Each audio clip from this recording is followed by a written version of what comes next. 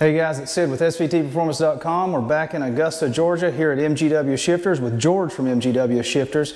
We're back here in the summer, and you noticed that George had a Mach 1. You probably saw it on the channel, and at the time he was working on a new shifter for that. And we didn't show you a whole lot about it. We've kind of trickled the information out over the last few months, but this is it. This is the final product for the TR-3160 that comes in both the Mach 1 Mustang and the GT350 that's now out of production.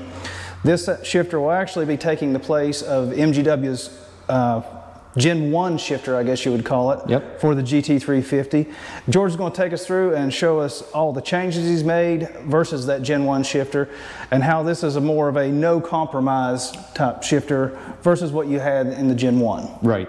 So first, and most obviously, as you can see, is it's blue.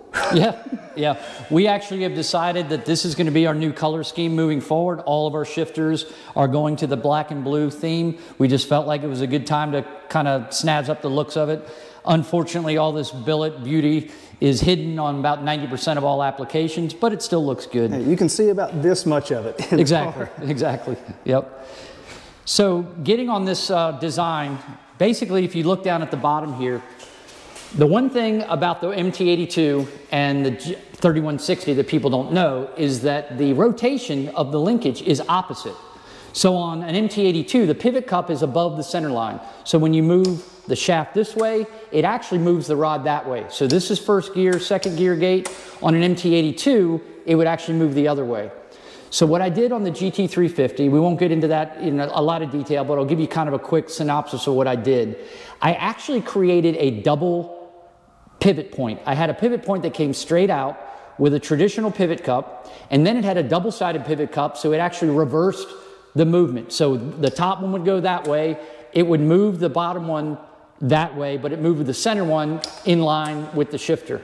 That was very complex, and there was also a lot of rubber and dampeners and Dynamax and everything, because we were fighting a hellish battle trying to tame the NVH on the GT350s.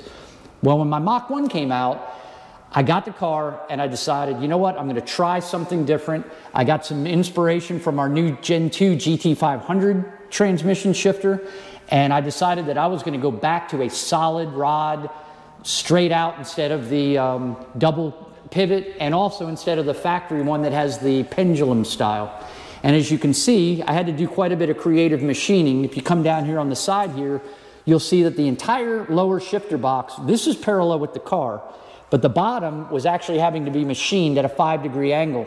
And you can see the bronze bearing coming out is pointed down so that it meets the linkage. This was, I think, one of the reasons why Ford did not do this with their factory shifter. They used the pendulum because they were so much higher to get it up to the body that if they used a straight rod going out, which I'll be honest with you, I did originally when I was designing this, and I noticed that when I rotated it, it would actually try to move this pivot instead of rotating it. And that's because the center line of this point was about a ½ inch higher than the point of the linkage.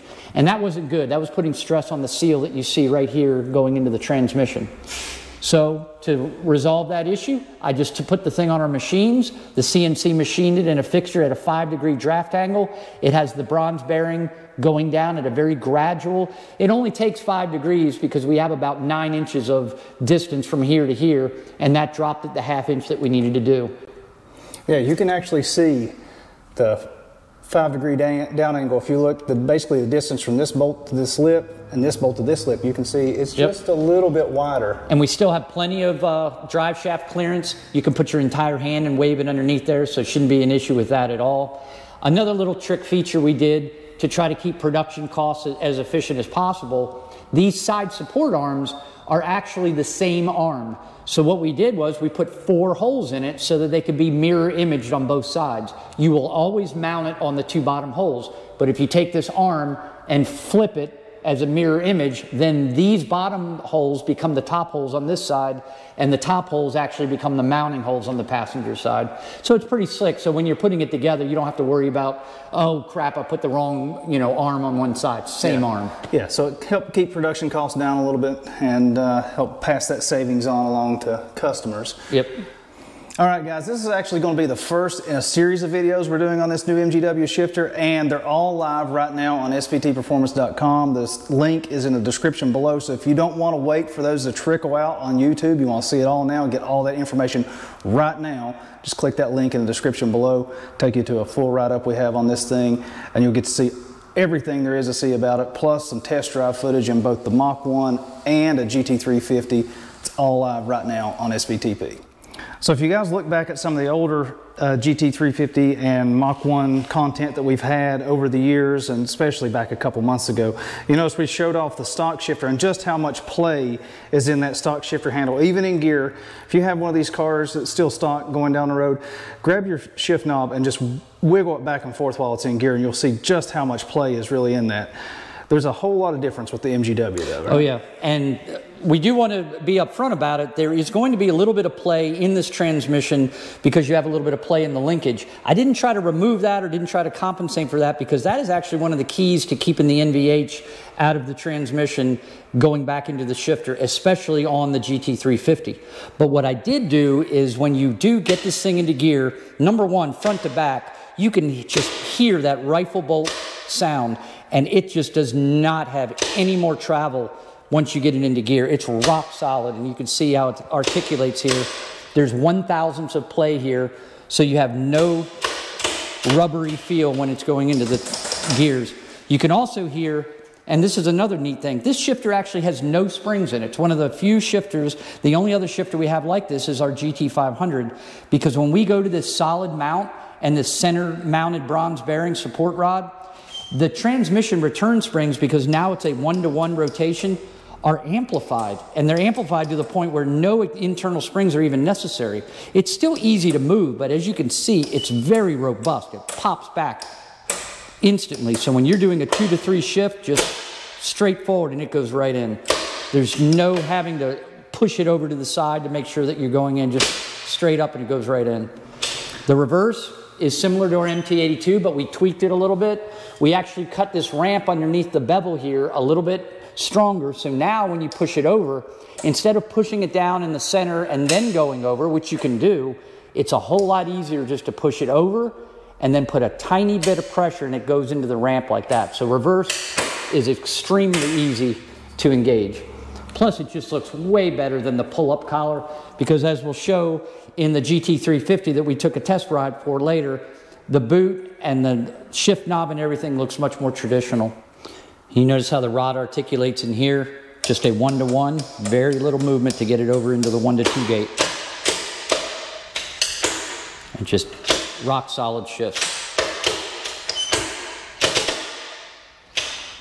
So that's pretty much it. I mean, it's a beautiful piece, George, and I think it's actually one of the best that you guys have designed. I do. I'm really excited about this thing. I'm also really excited that we know that it's going to work in both the Mach 1 platform and the GT350 platform. We had a lot of GT350 guys waiting, couldn't give them a definitive answer, but I think after they watch your videos, they're going to be very impressed. Yeah, and before this one, I mean, I like the MT82 shifter that you guys have, but I think the limit on that is the transmission. Before that, my favorite shifter from you guys, or just anywhere, in any car, was the S197 GT500 shifter. That was my absolute favorite. And there's a lot of stuff in this. Yeah, I know. That was an inspiration for it. I think this one is my favorite now, and the reason is I think this transmission is so much smoother shifting than that TR-3060. Absolutely. And it has to do with this being a lighter duty transmission and everything, so of course it's going to shift better. But you took all that knowledge that you learned from the S197 GT500 TR-3060 platform, applied it to that. I mean, it looks very similar, so you can definitely tell there's some lineage from what I consider the best shifter that you guys have ever created. I agree. In this one. So thank you for taking us through it, and can't wait to go out here and drive this thing a little bit more. Until next time, head over to svtperformance.com for all the latest news, reviews, and information on your favorite Ford-powered vehicles.